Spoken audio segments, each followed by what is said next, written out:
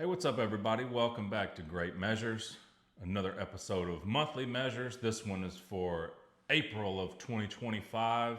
I've got 8 releases that we're going to focus on that might have flown under the radar, and that's kind of why I wanted to highlight them.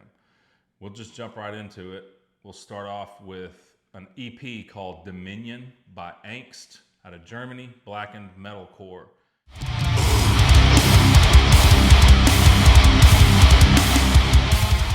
This one was released on April the 23rd.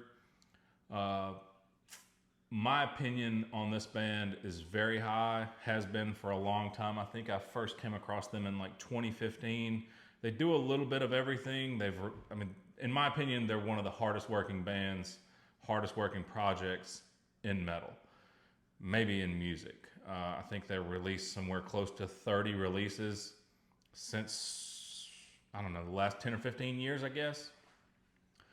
But this one is probably my favorite of theirs to date. That's saying a lot too, because I think very highly of this band, like I said. A lot of metalcore elements, some blackened elements in there as well. I think you'll really like this one. It is Dominion by Angst. Up next, I know we did a video on this one, but I had to focus on them. I had to highlight them again just because I think it's such a great album. But this is Life is Violence by Idle Heirs. Post-metal based out of Missouri.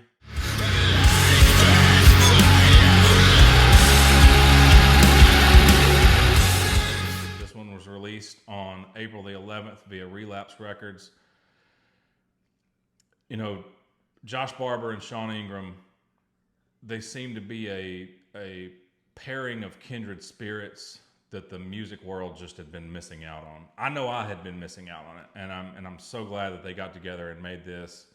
I'm absolutely in love with this album. There's nearly not much else I can say that I didn't say in the original video that we did for Rare Bird. Go check that one out if you haven't seen it.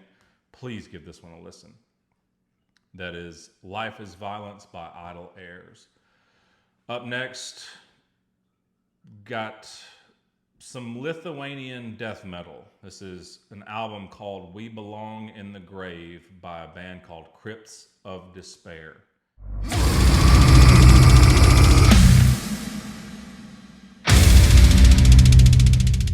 Released on April 18th by Transcending Obscurity. Probably my favorite death metal release of 2025 so far. The best way I can describe this one is really groovy brutality. Just check it out. It's really, really good. That was We Belong in the Grave by Crypts of Despair. Up next is an EP called The Walk of Atonement by a band called Yria, Illyrria,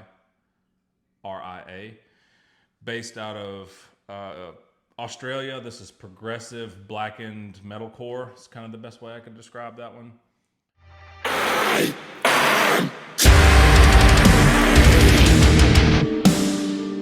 Released on April the 4th. The EP is a 23-minute song that's been partitioned into 4 tracks. It's got a little bit of everything, really soft parts, some piano, some synth, plenty of blast beats, and anything else you really might be looking for. It's a really creative album. A lot of the metalcore kind of shines through, but then some of the there's some post-metal stuff in there, some proggy stuff in there, some clean singing, some harsh vocals, the black metal screeches, a little bit of everything, like I said. Really, really good stuff. Check that one out. It's The Walk of Atonement. It's an EP by Yria, based out of Australia. Up next is another death metal release. This one's out of San Antonio, Texas. It's a band called Scars of the Flesh. It's a single called Those That Seek an End.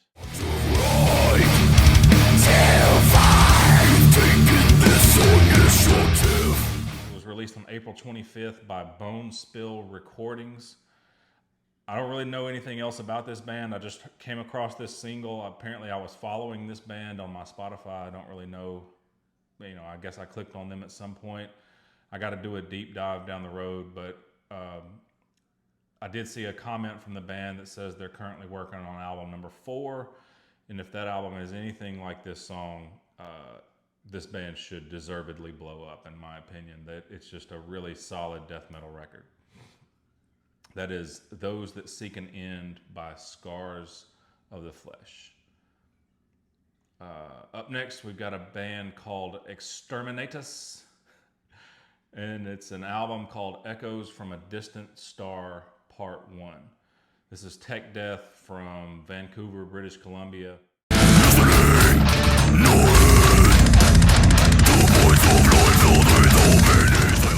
I believe it was released independently.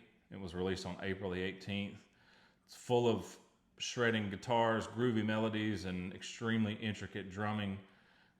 Max Sepulveda is the drummer on this one, and that should really tell you all you need to know. He's in some other projects as well. I think he's currently the drummer for the Zenith Passage, which you got to be a beast to be able to play in that band.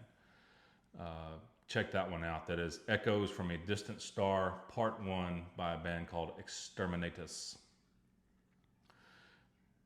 All right, I'm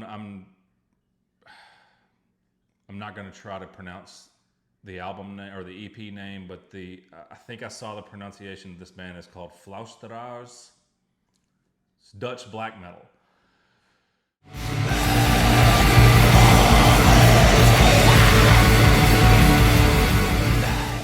The band name means whisperers in English. The EP name, the title of the EP, again, I'm not going to try to pronounce it, but translated to English means Chronicles of the Vanished Castle.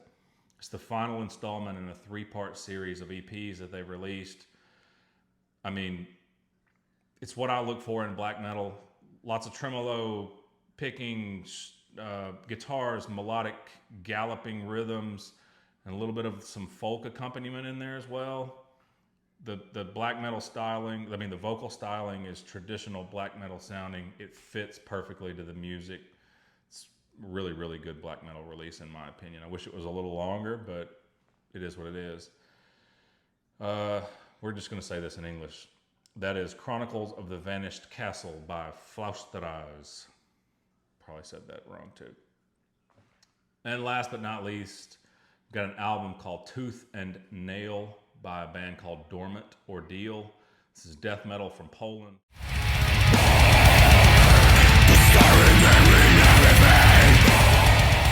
Released on April the 18th via Willowtip Records.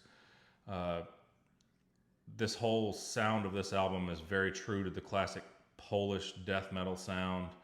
It's, in my opinion, it's their best record yet. I've heard a few of their other releases. Been playing this one a lot since it came out, so give that one a listen as well. That is Tooth and Nail by Dormant Ordeal. I know this one was short and sweet today, but there really wasn't a whole lot that stood out in April. I know we had some big releases. We had Sabaton and Machine Head and Ghost, but I like to highlight the lesser known bands, the bands that might be flying under the radar.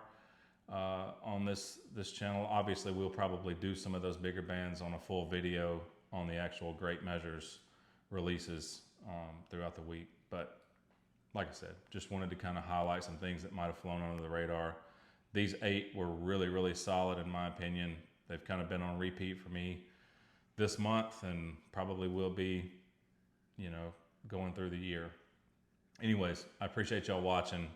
Thank y'all to everybody for tuning in every week, and I'll see y'all soon. Have a great day.